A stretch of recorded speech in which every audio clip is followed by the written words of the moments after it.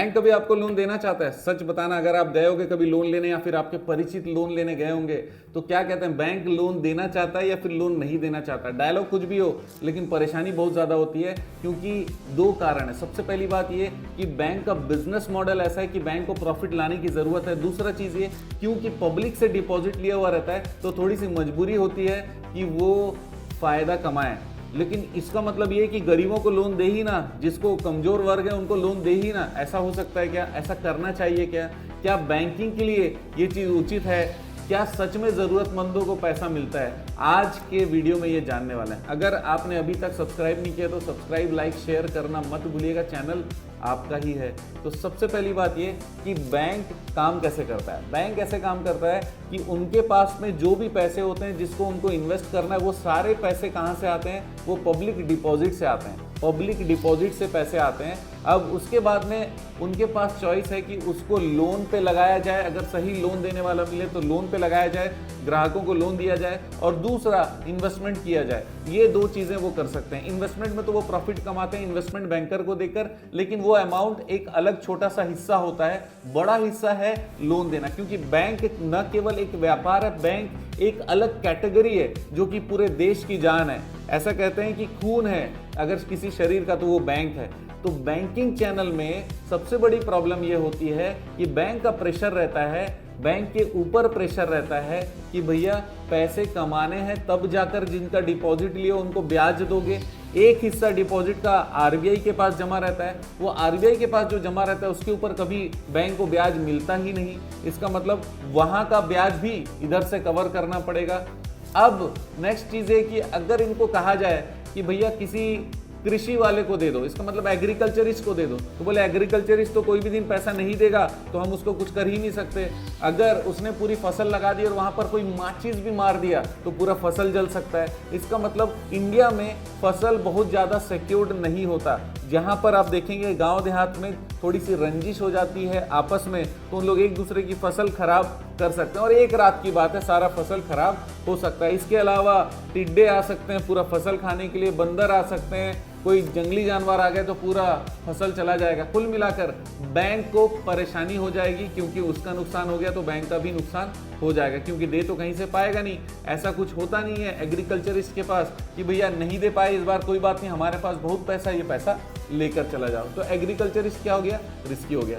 दूसरा, अगर छोटे छोटे बिजनेस वाले, चाहे रेडी वाला हो, चाहे छोटे दुकान वाला हो, पान ठेले वाला हो, जो सब्जी भाजी बेच रहा होगा या फिर जो बड़ा पाव बेच रहा होगा, ऐसे सारे छोटे छोटे बिजनेस जो हैं वो अगर आए मांगने के लिए, तब भी बैंक को रिस्क है। बोले कि भैया पैसा तो तूने ले लिया, काम किया, कहीं नुकसान हो गया, रात में पूरा माल जल गया, दुकान जल गई, या कोई भी और असुविधा हो गई, पर्सनल एक ही व्यक्ति काम करता है और उस व्यक्ति को ही कुछ हो जाए तो उस समय तो पूरा का पूरा पैसा डूब जाएगा भाई। ऐसे केस में भी बैंक सोचता है इसको पैसा ना ही दो तो बहुत अच्छा। तो कुल मिलाकर बैंक किसको नहीं देना चाहता? एग्रीकल्चरिस्ट को नहीं देना चाहता, छोटे बिजनेसमैन को नहीं देना चाहता। अब तीसरा, बच्चे आ गए। बच्चे कौन से? एकदम नाबालिग नहीं, जो बालिग हैं। अब उनको एजुकेशन का लोन देना है। एजुकेशन का लोन देने में भी बहुत सारे इनके तकलीफें, देना नहीं चाहते हैं। क्यों? क्योंकि अगर बच्चा मान लो पढ़ाई किया, पढ़ाई करने के बाद नहीं चुकाया, पिताजी ने बोला कि भैया ये पढ़ेगा तो चुका देगा, मैं तो बहुत ज्यादा हैसियत वाला हूं नहीं, मेरे बेटे को एमबीए करा रहा हूं, मेरे बेटे को ऊंची पढ़ाई करा रहा हूं। अब वो ऊंची पढ़ाई करने के बाद अगर पैसा नहीं चुकाया तो इसके पिताजी के पास कुछ ऐसा है भी नहीं कि जिसको बेचकर बैंक का लोन पटा दे। नॉर्मली जो एजुकेशन लोन रहता है लिमिटेड अमाउंट तक का, उस पर कोई कोलेट्रल लेना नहीं चाहिए, कोलेट्रल होता नहीं है। बहुत बड़े अमाउंट पे ही कोलेट्रल पॉसिबल होता है। इसका मतलब ये हो गया एजुकेशन पे भी लोन मिलने में बहुत सारी दिक्कतें थी। ये थी वर्ड को अंडरलाइन कर लो, क्योंकि यही प्रॉब्लम देखा गया। और एक चीज है, नीरव मोदी, विजय माल्या, ऐसे लोगों को लोग पैसा देते हैं जिनको पता रहता है कि इनका धंधा बहुत चलता रहता है। भाग्य अलग बात है, दुर्भाग्य है, वो भागा, इनका दुर्भाग्य हो गया। लेकिन नॉर्मली इन लोग देखते हैं कि जो व्यक्ति बिजनेस चला रहा है, बहुत अच्छे से काम कर रहा है, उनको दिया जाता है, अंबानी को दिया जाता है, अदानी को दिया जाता है। उस समय अमाउंट ज्यादा से ज्यादा कैसे दे ये सोचा जाता है, क्योंकि उनको पता है कि पास्ट में हजारों करोड़ों लाखों करोड़ों रुपए ये कमाते जा रहे हैं, हर दिन कमाते जा रहे हैं, और इसको पैसा देंगे तो हमारे को ब्याज मिलेगा, मजे में हमारा व्यापार चलेगा और इस फायदे से हम सबका चुका देंगे। तो बैंक गलत नहीं है, वो भी व्यापारी की तरह है, लेकिन बैंक देश का है।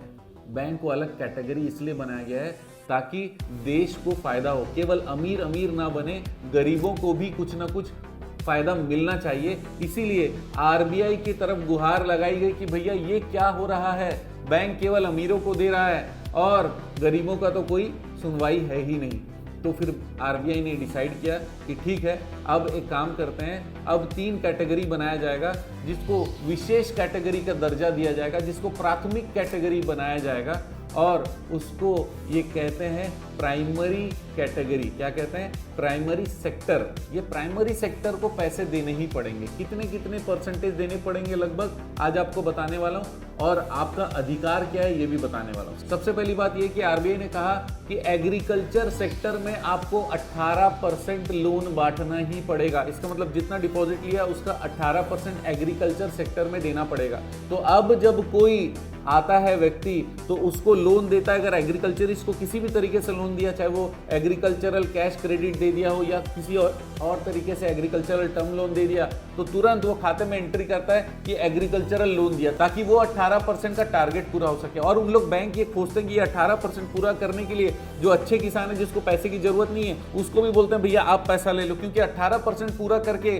आरबीआई को दिखाना पड़ेगा। लेकिन इस चक्कर में बहुत सारे जरूरतमंद किसानों की भी काम बन जाती है और फायदा हो जाता है। तो आरबीआई के इस नियम को सलाम। सबसे पहली बात, कृषि को 18% के लगभग देना ही पड़ेगा। दूसरा, स्मॉल और मीडियम जो बिजनेस है, जो छोटे छोटे बिजनेस है, स्मॉल है, मीडियम है, ये सारे लोगों को भी 7.5% का लोन देना ही पड़ेगा। 7.5% का लोन बहुत बड़ा अमाउंट होता है। अगर छोटा छोटा लोन भी इनको मिलता है तो इनके जीवन में बहुत बड़ा परिवर्तन आ सकता है। उसका कारण ये है कि देखिए 10-10 हज़ार 20-20 हज़ार रुपए ये छोटे जो व्यापारी इन लोग लेते हैं, और महीने का 10% 20% इनको देना पड़ता है, क्योंकि बैंक जहां पर नहीं देता है, जहां पर कोई और फाइनेंस कंपनी नहीं देता, तो फिर इनको बहुत ज़्यादा प्रॉब्लम होती है। इसीलिए छोटे व्यापारी लोगों को भी लोन के लिए 7.5% अलॉट किया गया है और बैंक को देकर उस खाते में एंट्री करना पड़ता है कि भैया हमने छोटे व्यापारी को देकर अपना धर्म और कर्म निभाया है। तीसरा, स्टूडेंट और अदर कैटेगरी जिनको ज़्यादा फैसिलिटी नॉर्मली नहीं मिल पाती, वहाँ पर भी 10% बैंक को देना ज़रूरी है।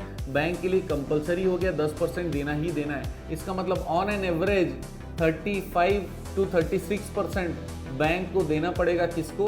बैंक को देना पड़ेगा ये प्रायोरिटी सेक्टर को, मतलब एग्रीकल्चर को देना है, स्मॉल एंड मीडियम बिजनेस को देना है, स्टूडेंट एंड अदर कैटेगरीज को देना ही देना है। तो जब भी आप लोन लेने जाओ तो आप बोलो कि सर मैं प्राइमरी सेक्टर में आता हूँ, मेरा छोटा बिजनेस है, तो उस कैटेगरी में मुझे लोन दे दीजिए। आप नहीं भी बोलोगे तब भी वो वहीं डालने वाला है, लेकिन उससे ये पता चलेगा कि ये अवेयर्ड आदमी है। और आज के दिन में बता दूं, कोई भी परेशानी बैंक से हो जाए या बैंक वाला कोई गलत बात करे तो बैंकिंग ओम्बड्समैन होता है, और बैंकिंग ओम्बड्समैन किस तरीके से काम करता है, कैसे कंप्लेन करना पड़ता है, आप ये जानना चाहेंगे। आरबीआई से कनेक्ट करके आपके प्रॉब्लम जल्दी कैसे सॉल्व होंगे, अगर आप ये जानना चाहेंगे तो नीचे कमेंट जरूर करिएगा। और फाइनेंस और लोन से रिलेटेड अगर आपकी कुछ और क्वेरी है तो नीचे कमेंट जरूर करिएगा। आप कमेंट करते हैं तो फिर बहुत मजा आ जाता है हमको, क्योंकि हमारे लिए एक और रास्ता आ जाता है, आपका सोच पता चलता है, आपके लिए अच्छे वीडियोज हम बना पाते हैं। आप जानते हैं हमारा मिशन है हमेशा आप लोगों की मदद करना और समय पर सारी जानकारी देना। तो बने रहेगा हमारे साथ। आपका दिन जबरदस्त और शुभ हो।